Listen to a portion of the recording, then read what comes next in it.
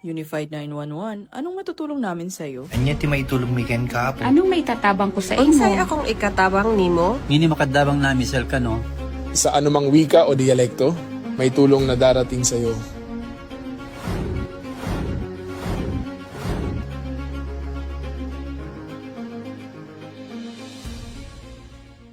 Lilingkod sa bawat Pilipino at magbibigay ng tamang impormasyon para sa tahimik at maayos na Pilipinas. Police News Network, alagad ng batas, tagapagtaguyod ng balitang pulis, sandigan ng mamamayan, patnubay ng katotohanan.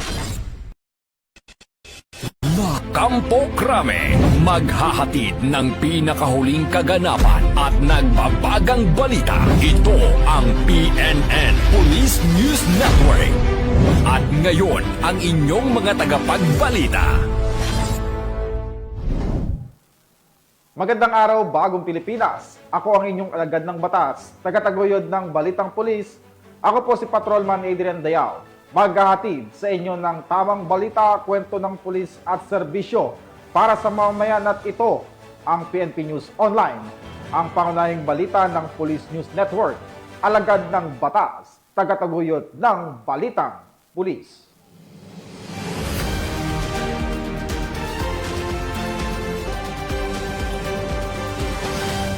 Narito ang mga balitang dapat nyong abangan.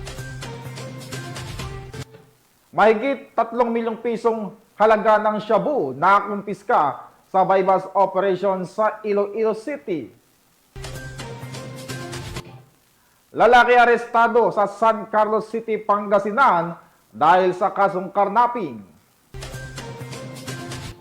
At most wanted person sa kasong statutory rape nasa kote sa Isabela.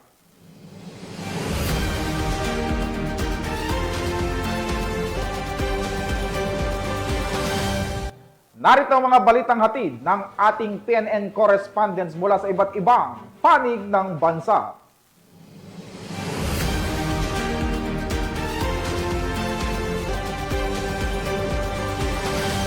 Simulan natin ang balita mula sa bahagi ng Luzon.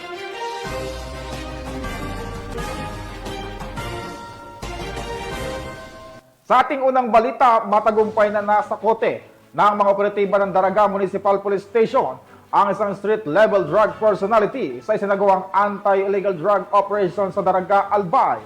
Sa operasyon, nasamsam mula sa sospek ang ilang pakete ng hinihinalang shabu at isang caliber .38 revolver na walang kaukulang dokumento kasama ang mga bala nito. Police Corporal Duxie Charis Casasos, ibalita mo. Isang matagumpay na operasyon kontra illegal na droga ang isinagawa ng Daraga Municipal Police Station sa pangunguna ni Police Lieutenant Colonel Edgar E. Azotea, Chief of Police, kasama ang PIDEA Albay Provincial Office at PIDEA Regional Office 5 nitong Oktubre taong kasalukuyan sa Barangay Namantao, Daraga, Albay na nagresulta sa pagkakakumpiska ng hinihinalang shabu at iba pang illegal na droga kasama isang hindi lisensyadong baril.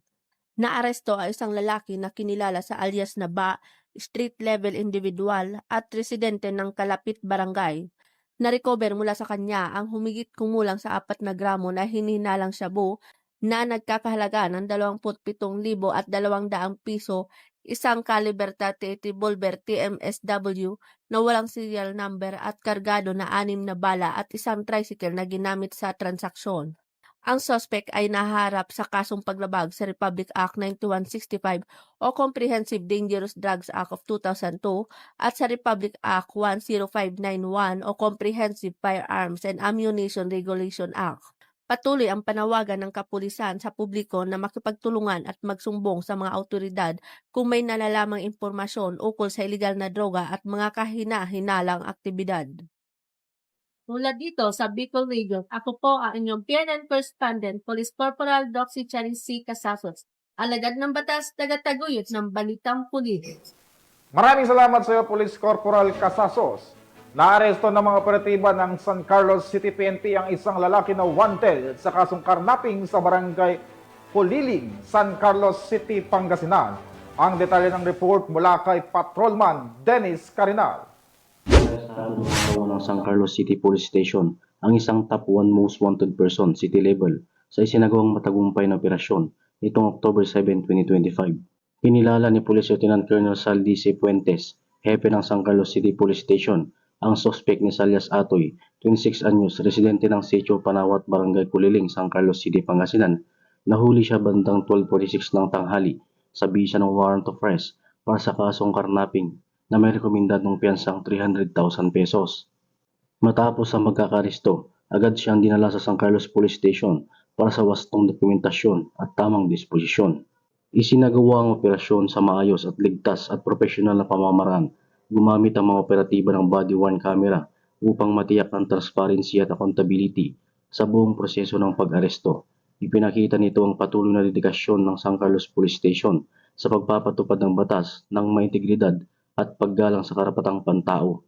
Ang tagumpay ng operasyon ay bunga ng pagtutulungan ng pulisya at ng mamamayan para sa mas pinaigting na kampanya laban sa kriminalidad tungo sa mapayapat ligtas na bagong Pilipinas.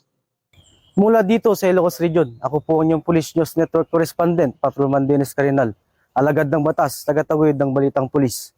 Maraming salamat, Patrolman Carinal. Walang taka sa batas ang top 4 regional most wanted person sa lambak ng Cagayan matapos itong maaresto ng mga operatiba ng Cordon PNP sa Isabela. Magbabalita dyan si Patrolman Richelle Ledesma. Uri ang top 4 regional most wanted person dito sa lambak ng Cagayan noong ikapito ng Oktubre taong kasalukuyan sa Purok 5, Barangay Camarao, Cordon, Isabela. Sa pinagsanib na pwersa ng mga kapulisan ng Cordon Police Station Lead Unit, kasama ang Regional Intelligence Unit 2, CIT Santiago City, Provincial Intelligence Unit, Isabela Police Provincial Office at 2nd Isabela Provincial Mobile Force Company.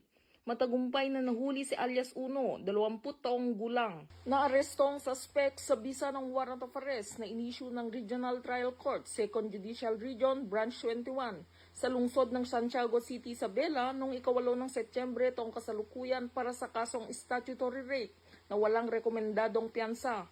Ang matagumpay na operasyon ng kapulisan ay patunay na patuloy na pagsisikap ng mga kapulisan para sugpuin ang anumang uri ng krimen at mapanatili ang kaayusan at kapayapaan sa komunidad. Mula dito sa lambak ng Cagayan, ako ang inyong PNN correspondent, Patrolwoman Ledesma, alagad ng batas, tagataguyod ng balitang pulis. Maraming salamat sa iyo, Patrolwoman Ledesma. Hindi nakalusot sa mga alagad ng batas ang isang suspect matapos maaresto sa isang matagumpay na bypass operation ng PNP sa Barangay Barrera, Cabanatuan City, Nueva Ecija. Nasamsam mula sa suspect ang tinatayang mahigit 300,000 pisong halaga ng hinihinalang shabu na nakasalig sa isang heat-sealed plastic sachet. Patrolwoman Jilly Peña sa report. Patuloy ang maigting na kampanya ng kapulisan laban sa pinagbabawal na droga matapos makasamsam ng mahigit 375,000 pesos na halaga ng shabu ang mga operatiba ng Cabanatuan City Police Station sa kinasang bypass operation sa Barangay Barrera, Cabanatuan City, Nueva Ecija. Ayon sa ulat, isang 35 anyos na lalaki ang naaresto matapos mabentahan ng isang pusher buyer ng isang sachet ng hinihinalang shabu na tumitimbang ng humigit kumulang 0.20 grams. Sa isinagawang protective search, nadiskubre pa sa pag-iingat ng suspect ang isa pang sachet ng shabu na may timbang na 55 grams na may kabuang halaga na tinatayang 375,360 pesos base sa standard drug price. Ang suspect ay kasalukuyang nasa kustodiya ng Cabanatuan City Police Station at sasampahan ng kasong paglabag sa Republic Act 9165 o ang Comprehensive Dangerous Drugs Act of 2002. Pinuri naman ni Police Colonel Harold Dagit L. Bruno, Provincial Director ng Nueva Ecija Police Provincial Office, ang tagumpay ng kanyang mga tauhan at binigyang diin ang kahalagaan ng operasyon sa pagpigil sa pagkalat ng ilegal na droga sa komunidad. Sa pamamagitan ng patuloy na operasyon ng kapulisan, nananatiling matatag ang layunin ng Nueva Ecija PNP na protektahan ang bawat mamamayan at tiyakin ang isang ligtas at maayos na pamayanan sa ilalim ng bagong Pilipinas. Mula dito sa gitnang Luzon, ako ang inyong PNN correspondent, Patrolwoman Jilly Advincula Peña, alagad ng batas, tagataguyod ng Balitang Pulis. Maraming salamat sa iyo, Patrolwoman Peña. Tuloy nang naaresto ang dalawang most wanted persons sa Palawan matapos ang matagumpay na operasyon ng mga operatiba ng Palawan Police sa ilalim ng Oplan Pagtugis. Yan ang tinutukan ni Patrolwoman Eloisa Beredo. Dalawang most wanted person na sangkot sa kasong qualified rape of a minor ang naaresto sa magkahiwalay na operasyon ng Criminal Investigation and Detection Group Palawan Provincial Field Unit, katuwang ang Patarasa Municipal Police Station at Puerto Princesa City Police Office Station 1 sa bisa ng Oplan Pagtugis. Unang naaresto sa Barangay Alfonso 13, Quezon, Palawan ang isang matandang lalaki na kinilalang si alias Rudy, 80 anyos, may asawa, self-employed at residente na naturang barangay. Siya ay kabilang sa listahan ng most wanted person bilang number 9 sa regional level at number 4 sa provincial level. Sumunod naman na naaresto sa Barangay Rio Tuba, Bataraza, Palawan ang sospek na si alias Rizaldi, 48 anyos, binata, aircon technician at residente rin ng Barangay Alfonso 13, Quezon, Palawan. Siya ay kabilang naman sa listahan bilang number 8 most wanted person sa regional level at number 5 most wanted person sa provincial level. Ang pag-aresto sa dalawa ay isinagawa sa bisa ng warrant of arrest para sa kasong qualified rape of a minor na inisyo ni Honorable Ramon Chito Mendoza, presiding judge ng Regional Trial Court Branch 165 Brooks Point, Palawan noong September 20, 2024 na walang inirekomendang piyansa para sa kanilang pansamantalang kalayaan. Ang mga akusado ay naipabatid ang kanilang mga karapatan alinsunod sa batas. Sa kasalukuyan, kapwa nasa kustodiya ng CIDG Palawan Provincial Field Unit ang mga ito para sa kaukulang dokumentasyon at tamang disposisyon habang ang mga kaso laban sa kanila ay inihain ng lokal na unit ng pulisya. Ang matagumpay na operasyon ay patunay na masusing koordinasyon at determinasyon ng kapulisan sa pagpapatupad ng batas sa ilalim ng Oplan Pagtugis na layong tugisin at panagutin ang mga pugante sa batas. Ipinapakita nito ang dedikasyon ng CIDG at ng buong Philippine National Police sa paghahatid ng hustisya at pananatili ng kapayapaan na nakatuon sa pagpapatibay ng peace and order, proteksyon ng mamamayan at pagsusulong ng hustisya lalo na para sa biktima ng karahasan. Mula dito sa Palawan Police Provincial Office, ako ang inyong PNN Correspondent Patrolwoman Eloisa Joy Beredo, alagad ng batas, tagataguyod ng Balitang Pulis. Maraming salamat sa iyo, Patrolwoman Beredo. Hindi lang operasyon, kundi puso at malasakit. Yan ang ipinamalas ng mga tauhan ng Regional Police Community Affairs and Development Unit 4A matapos silang maghatid ng saya sa mga bata ng isang bahay ampunan sa Tanawan City, Batangas. Yan ang magandang balita ni Patrolwoman Mary May Sarturio. Isang pamuluhang outreach program ang matagumpay na isinagawa ng Regional Police Community Affairs and Development Unit 4A, katuwang ang Regional Mobile Force Battalion 4A Curaao, nito lang may 8 ng Oktubre 2025, na pinangunahan ni Police Lieutenant Colonel Noel P. Valdez, Assistant Chief RPKD 4A, layunin ng programa na magbigay ng tulong at saya sa mga nakatatandang naninirahan sa Santa Ana, San Joaquin, Bahay Ampunan Foundation Incorporated sa Barangay Altura Bata, Tanawan City, Batangas. Sa pamamahagi ng mga food packs, naipadama ng mga personahe ng unit ang kanilang malasakit at suporta sa mga residente ng tahanan. Isang lugar na nagsisilbing kanlungan at tahanan para sa ating mga nakatatanda.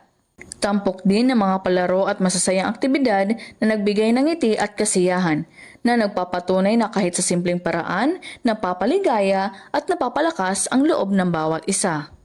Ang outreach program na ito ay paalala na ang ating mga nakatatanda ay mahalaga, at sa bawat pagkilos ng pagkalinga, nabibigyan sila ng pag-asa at ligaya sa kanilang mga puso. Mula rito sa Bahay Ampunan, Barangay Altura Bata, Tanawan City, Batangas, ako ang inyong Police News Network Correspondent, Patrolwoman Mary May Sarturio. Alagad yung batas, tagataguyod ng Balitang Pulis.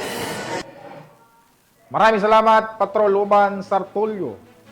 Serbisyong may puso ang hatid ng Mataguan Cups para sa mga seniors na person deprived of liberty sa BJMP Kalinga District Jail sa Tabuk City. Ang magandang balita mula kay Patrolman Liam Sungkad.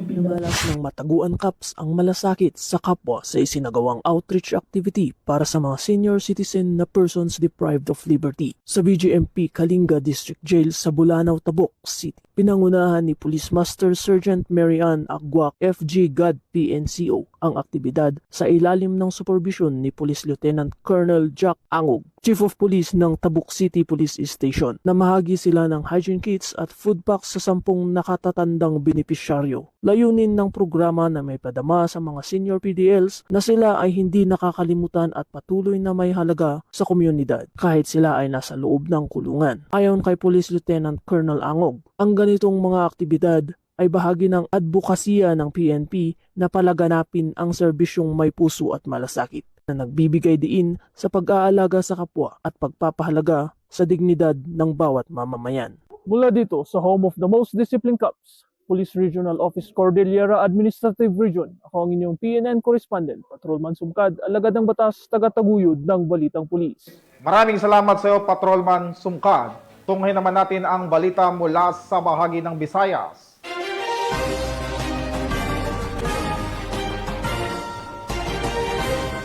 Hindi na nakaporma ang dalawang inihinalang tulak ng droga matapos silang madakip ng mga operatiba ng Regional Police Drug Enforcement Unit 6 sa isang mabilis ngunit planadong bypass operation sa Iloilo City. Nakabalita dyan si Patrolwoman Julibel Abior. Umabot sa mahigit 3.7 million pesos ang halaga ng hinihinalang shabu na nasamsam ng mga operatiba ng Regional Police Drug Enforcement Unit 6 sa isang matagumpay na buy-bust operation sa Barangay Salvacion, Habog-Habog, Molo, Iloilo City, pasado alas 3:18 na madaling araw, nito lamang 8 ng Oktubre taong kasalukuyan. Kinilala ang mga narestong suspect na sina alias Alan, 38 anyos, residente ng Barangay Tabukan, Barotac Nuevo, at alias Jobert, 55 anyos, residente ng Barangay Talibong, Saraga, Iloilo. Ayon kay Police Captain Glenn Suleman, hepe ng RPDEU 6, mahigit isang buwan nilang isinailalim sa surveillance ang mga suspect matapos matukoy na muling nagsasagawa ng bentahan ng ilegal na droga sa Iloilo City at mga karating probinsya. Dagdag pa ni Police Captain Suleman, dati nang nakulong si alias Alan noong 2021 at nakalaya noong 2022, habang si alias Jobert naman ay nakulong noong 2017 at nakalaya lamang nitong 2024, kapwa dahil sa mga kasong may ugnayan sa ilegal na droga. Sa isinagawang operasyon, nakumpiska mula sa mga suspect ang isang motorsiklo, isang weighing scale, 10 na bulto ng hinihinalang shabu na tumitimbang ng humigit kumulang 550 gramo na may tinatayang halagang 3.7 million pesos at 60,000 pesos na ginamit bilang buy-bust money sa pagbili ng 5 sachet ng shabu. Batay sa investigasyon, itinuturing na bodegero at distributor ang mga suspect ng ilegal na droga sa Iloilo City at sa lalawigan ng Iloilo. Sa ngayon, ang mga naarestong suspect ay naharap sa kasong paglabag sa Republic Act 9165 o ang Comprehensive Dangerous Drugs Act of 2002. Ang matagumpay na operasyon ay patunay ng patuloy na determinasyon ng Iloilo PNP sa ilalim ng pamumuno ni Police Brigadier General Josefino D. Ligan, Regional Director ng Pro-6, upang tapusin ang operasyon ng mga sindikato ng ipinagbabawal na droga at mapanatili ang kapayapaan at kaligtasan ng mamamayan ng Western Visayas. Mula dito sa Police Regional Office 6, ako ang inyong Police News Network Correspondent Patrolwoman Julibel Albior, alagad ng batas, tagataguyod ng Balitang Pulis. Maraming salamat sa iyo, Patrolwoman Albior. Walang kawala ang isa sa mga wanted person sa Central Visayas matapos itong maaresto ng mga tauhan ng Alugisan Municipal Police Station sa bisa ng warrant of arrest para sa kasong sexual assault. Yan ang tinutukan ni Patrolwoman Nikia Cañedo. Na ng kapulisan ng Alugensan ang top 10 most wanted person ng Central Visayas na may kasong sexual assault in relation to Section 5B ng RA number 610 o Special Protection of Children Against Abuse, Exploitation and Discrimination Act matapos itong maaresto sa Purok 3, Barangay Buho, Alugensan, Cebu noong 6 ng Oktubre taong kasalukuyan. Kinilala ni Police Captain Leovel E. Singson, officer in charge ng Alugensan Municipal Police Station, ang wanted na suspect na si alias Glicero, 61 anyos na residente ng nabanggit na lugar. Batay sa ulat ng pulisya, bandang 10:30 ng gabi nang maaresto ng kapulisan ang suspect sa bisa ng warrant of arrest para sa kasong sexual assault in relation to Section 5B ng RA No. 7610 o Special Protection of Children Against Abuse, Exploitation and Discrimination Act na may 200,000 pesos na rekomendadong piyansa. Kasalukuyang nasa kustodiya ng Alogensan Municipal Police Station ang suspect para sa dokumentasyon at tamang disposisyon. Ang kapulisan ng Alogensan ay walang tigil sa pagsasagawa at pagpapaigting ng kampanya laban sa anumang uri ng kriminalidad upang masiguro ang kayusan sa kanilang nasasakupan dahil sa bagong Pilipinas, ang gusto ng pulis, ligtas ka. Mula dito sa Central Visayas, ako yung Police News Network Correspondent, Patrolwoman Nikia Cañedo, alagad ng batas, tagataguyod ng balitang pulis. Maraming salamat sa iyo, Patrolwoman Cañedo. 3 iniinalang street-level drug personalities ang nahuli sa akto ng mga operatiba ng Southern Leyte Police Provincial Office sa isang matagumpay na bypass operation sa Barangay San Juan Padre Burgos, Southern Leyte. Nakatutok dyan si Patrolwoman Cristel Palafox. Nahuli ng operatiba ang 3 street-level individual sa kinasang bypass operation sa Barangay San Juan, Padre Burgos, Southern Leyte. Bandang 9:12 ng gabi, nang ikasang operasyon ng mga tauhan ng Padre Burgos Municipal Police Station kasama ang Southern Leyte Provincial Drug Enforcement Unit at Southern Leyte Provincial Intelligence Unit sa koordinasyon sa Philippine Drug Enforcement Agency 8. Narecover sa mga suspek ang 6 na pakete ng hininalang shabu na may tinatayang timbang na 6 na gramo na nagkakalaga ng 40,800 pesos, isang genuine 1,000 peso bill na ginamit bilang buy-bust money at mga drug paraphernalia. Maharap ang mga suspek sa kasong paglabag sa Section 5 at 11, Article 2 ng RA 9165 o Comprehensive Dangerous Drugs Act of 2002. Ang matagumpay na operasyon ay bunga ng pinaigting na pagtutulungan ng Southern Leyte PNP at iba pang ahensya ng pamahalaan sa kampanya laban sa ilegal na droga upang matiyak ang kaayusan at kapayapaan sa nasasakupan. Dahil sa bagong Pilipinas, ang gusto ng pulis, ligtas ka. Mula dito sa Eastern Visayas, ako ang inyong PNN correspondent, Patrolwoman Palafox, alagad ng batas, tagataguyod ng balitang pulis. Maraming salamat sa iyo, Patrolwoman Palafox. Narito naman ang mga balita mula sa bahagi ng Mindanao.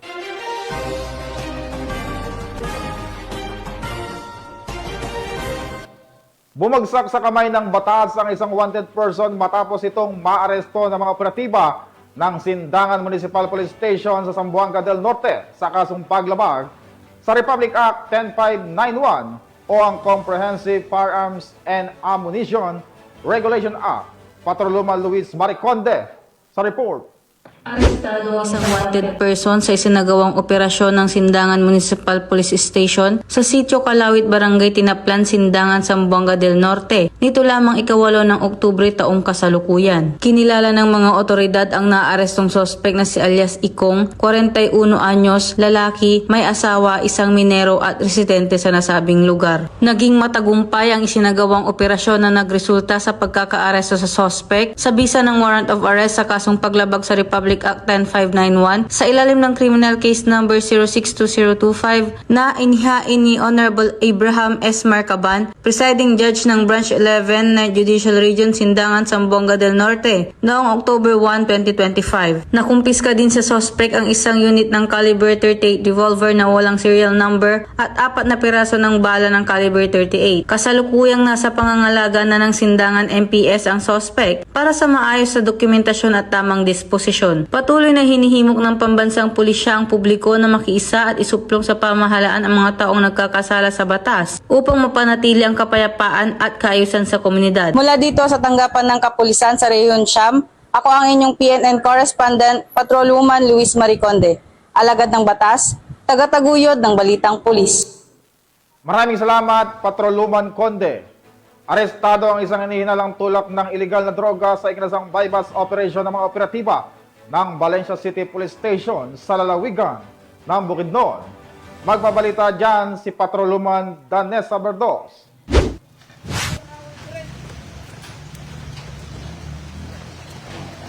Pagkagagan ba ng mga motor?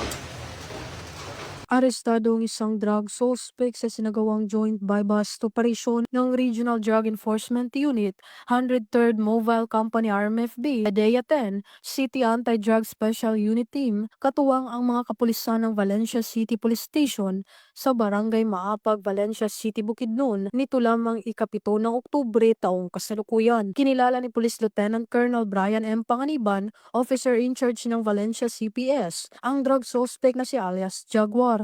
Lalaki, 48 taong gulang at residente ng nasabing lugar.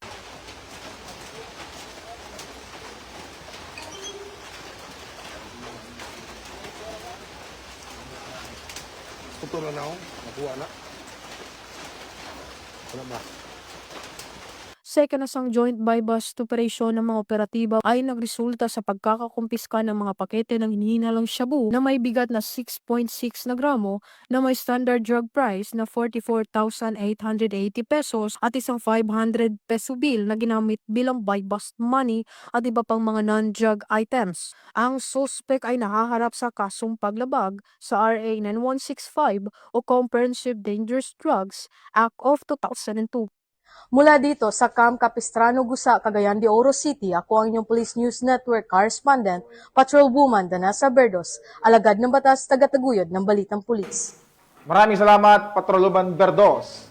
Sa walang tigil na operasyon ng pulisya kontra illegal na droga, nasabat ang mahigit kalahating milyong pisong halaga ng shabu sa isinagawang buy-bust operation sa Davao City.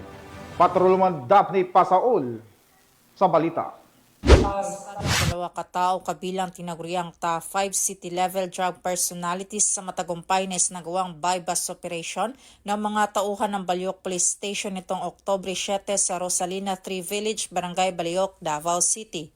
Kinilala ang mga suspect na sina alias Titing, 38 anyos, residente ng nasabing lugar at kilalang pang-5 sa listahan ng high-value individual at alias Jason, 52 anyos, isang foreman at nakatira sa Santo Niño, Matina Cruising, Davao City. Sa operasyon, nasamsam mula sa mga suspect ang tinatayang 76.25 grams ng hinihinalang shabu na may kabuang standard drug price value na 518,500 pesos, kasama rin sa mga na-recover ang marked money, cellphone at coin purse. Nahaharap ngayon ang mga suspect sa kasong paglabag sa Republic Act 9165 o ang Comprehensive Dangerous Drugs Act of 2002. Tuloy-tuloy naman ang pagsusumikap ng Police Regional Office 11 sa kanilang pinalakas na kampanya kontra ilegal na droga bilang bahagi ng kanilang pangakong panatili ng kaayusan at seguridad ng mamamayan. Mula dito sa Police Regional Office 11, ako ang inyong PNN Correspondent, Patrolwoman Daphne Pasaol, alagad ng batas, tagataguyod ng balitang pulis. Maraming salamat sa iyo, Patrolwoman Pasaol. Nasamsam ang mahigit 100,000 pisong halaga ng shabu at marijuana sa ikinasang buy-bust operation sa Butuan City. Alamin ang detalye mula kay Police Staff Sergeant Iris Laureto. 102,000 halaga ng shabu at marijuana sa matagumpay na buy-bust operation na isinagawa ng Butuan City Police Station 4 sa ilalim ng pamumuno ni Police Lieutenant Marlon B. Iguna, Deputy Station Commander for Operations at Police Captain Dennis T. Bon, Officer in Charge. Katuwang ang Agusan del Norte MARPSTA at PDEA Regional Office 13 sa Barangay Cabcabon, Butuan City nito lamang Oktubre 7 taong kasalukuyan. Kinilala ang suspect bilang si alias Loloy Pakay, 34 years old, may kinakasama at residente ng Baan Riverside, lungsod ng Butuan. Nakumpiska mula sa kanya ang isang caliber 22 revolver na may 4 na bala at mga hinihinalang iligal na droga na tinatayang may kabuang bigat na 15 grams na nagkakahalaga ng 102,000 pesos batay sa standard drug price at 1 gramo ng marijuana na nagkakahalaga ng 380 pesos. Kasalukuyang nasa kustodiya ng pulisya ang suspect at ang lahat ng nakumpiskang ebidensya habang inihahanda ang mga kaukulang kaso laban sa kanya sa ilalim ng Republic Act 9165 o ang Comprehensive Dangerous Drug Act of 2002. Mula dito sa Police Regional Office 13, ako ang inyong PNN News Correspondent, Police Staff Sergeant Iris Joy Laureto, alagad ng batas, tagataguyod ng balitang pulis. Maraming salamat, Police Staff Sergeant Laureto. Bilang bahagi ng kampanya laban sa illegal na droga, nagsagawa ng seminar on substance abuse awareness ang mga tauhan ng UP Municipal Police Station para sa mga estudyante sa Maguindanao del Norte. Ang balita mula kay Patrolwoman Judy Ann Alibo. Seminar on substance abuse ang mga personahe ng UP Municipal Police Station sa mga estudyante ng UP Agricultural School. Ito ay upang mabigyan sila ng kaalaman hinggil sa mga uri, epekto at panganib ng paggamit ng ipinagbabawal na gamot. Gayon din ang mga batas na may kaugnayan dito na ginanap sa UAS Social Hall Nuro, UP Maguindanao del Norte. Nito lamang ika-8 ng Oktubre taong kasalukuyan. Ang naturang aktibidad ay naging inisyatiba ni Police Captain Julius L. Yutub, Officer in Charge ng UP MPS at aktibong suporta ng mga guro ng naturang paaralan. Tinalakay dito ang kahulugan, uri at masamang epekto ng paggamit ng ipinagbabawal na gamot tulad ng shabu, marijuana, alak at solvents. Ipiniliwanag din ang posibleng pagkakakulong at mga batas na isasampa kapag napatunayang gumamit ng mga iligal na droga. Binanggit din ang mga hakbang sa prebensyon at rehabilitasyon, gayon din ang mahalagang papel ng pamilya, paaralan at komunidad sa pagpigil sa paglaganap ng droga. Binigyan din ang kahalagahan ng values formation at character development sa pagpapanatili ng disiplina at malusog na pamumuhay. Nilalayon din itong hikayatin ang mga kabataan at mamamayan na umiwas sa bisyo at mamuhay ng responsable. Sa pamamagitan ng seminar na ito, inaasahang mapalakas ang kamalayan ng komunidad at maitatag ang pakikiisa ng bawat isa sa kampanya ng pamalaan laban sa iligal na droga. Mula rito sa Riyon ng Bangsamoro, ako ang inyong PNN correspondent, Patrolwoman Judy Ann Alibo, alagad ng batas, tagataguyod ng Balitang Pulis. Maraming salamat, Patrolwoman Alibo. At para sa ating huling balita, upang matiyak ang kaligtasan ng mga mamamayan, nagsagawa ng checkpoint operation ang mga tao ng Surala Municipal Police Station sa Barangay Poblasyon, Surala, South Cotabato.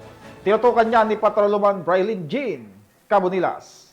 Nagsagawa ng checkpoint operation ang mga tauhan ng Surala Municipal Police Station na ginanap sa Barangay Poblasyon, Surala, South Cotabato nito lamang ika-8 ng Oktubre 2025. Pinangunahan ni Police Lieutenant Colonel Limuel Joseph J. Clarete, Officer in Charge ng Surala Municipal Police Station, ang nasabing checkpoint operation. Binigyang diin ni Police Lieutenant Colonel Clarete na bahagi ito ng kanilang mahigpit na pagpapatupad ng seguridad upang maiwasan ang anumang uri ng kriminalidad at tiyakin ang pagsunod ng publiko sa mga batas trapiko at masiguro na ligtas ang bawat mamamayan sa kanilang paglalakbay. Lalo na ngayon na papalapit na ang parliamentary election ng Bangsamoro Autonomous Region and Muslim Mindanao. Patuloy ang Surala PNP sa kampanya laban sa anumang banta ng karahasan at kriminalidad para sa ligtas at mapayapang komunidad tungo sa bagong Pilipinas. Mula dito sa Regional Office 12, ako po ang inyong PNN correspondent, Patrolwoman Braylin Jean Cabonilas. Alagad ng batas, tagataguyod ng Balitang Pulis. Maraming salamat sa iyo, Patrolwoman Cabonilas. At yan ang mga balitang nakalap ng ating mga PNN correspondents mula Luzon, Visayas at Mindanao. At mga ka-PNN, 77 days na lang, Pasko na.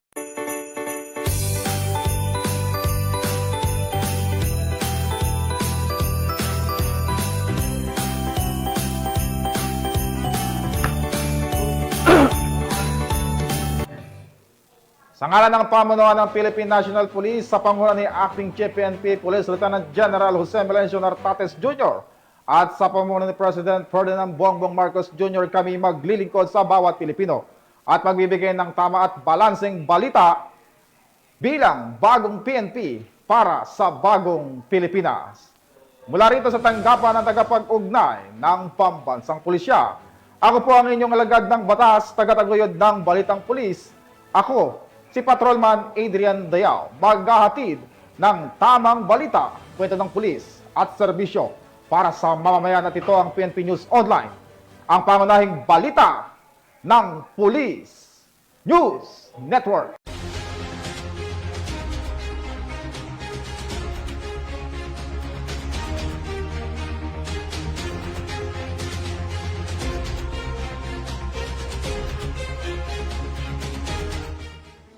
Police News Network, alagad ng batas, tagapagtaguyod ng balitang pulis.